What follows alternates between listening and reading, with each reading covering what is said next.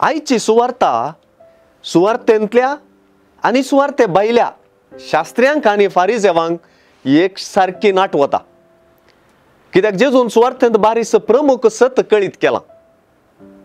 शास्त्री आनी फारिजेव धर्मशास्त्र पाळपांत मुखार आसले आनी आपूण धर्मशास्त्र पाळता म्हूण दाखोवपांत ती मुखार आसले. तर जेजून तांकां कपटी म्हणून कित्याक म्हळें? जेजूच्या नियमशास्त्रांतल्यो चड गरजेच्यो संगती म्हणजे न्यायनीत, दया, माया आनी विश्वास तुमी सोन सोडल्यात, ह्या उतरांनी आमकां सूक्त जाप मेळटा. कपटपणाचें व्याख्यानी कळटा.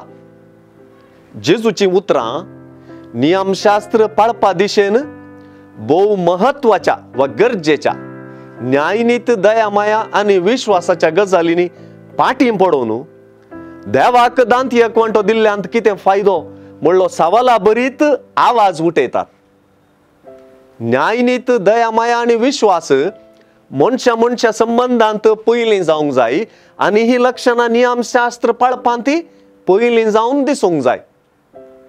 एकामेका मनशांत असलो मनोभाव देव स्तुतीचें प्रतिरूप वा आरसो जावंक जाय. नंतर सगळें कपटपण जाता.